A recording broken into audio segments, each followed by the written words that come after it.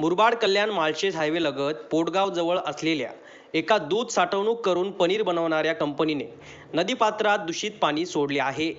त्याच्यावर संबंधित विभागाने तात्काळ कारवाई करावी अशी मागणी शेतकऱ्यांनी केली आहे। घोरले पोटगाववरून बदलापूरला जाणाऱ्या रस्त्यासमोर एक दूध साठवणूक करणारी कंपनी आहे। तेथे पनीर बनवला जातो। या कंपनी मालकांनी शेतकऱ्यांसाठी बांधलेल्या केटी बंधाऱ्याच्या पाण्याचा फायदा घेऊन त्यामध्ये दूषित पनीर बनवणारे पाणी सोडल्याने परिसरात आणि मुरबाड माळशेज घाट हायवेवर दुर्गंधी पसरली आहे। बेकायदा शेतीसाठी बांधलेल्या पाणलोट बंधाऱ्याचा फायदा घेतला आहे। सदर पनीर बनवणाऱ्या कंपनीवर 1 वर्षापूर्वी बनावट पनीर पुणे कनेक्शन समोर आले होते।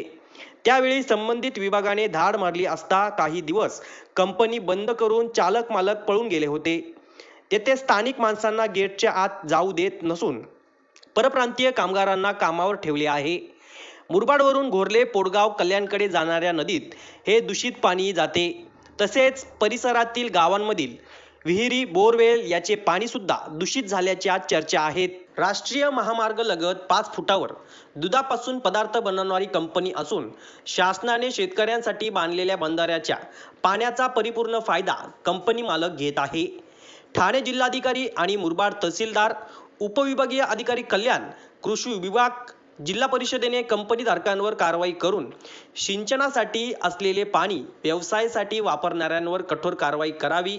तसेच प्रदूषण, पर्यावरण आणि अन्न भेसळ कायदा अधिकाऱ्यांनी कंपनीला टाळा लावावा अशी मागणी परिसरातील नागरिकांनी शासनाकडे केली आहे।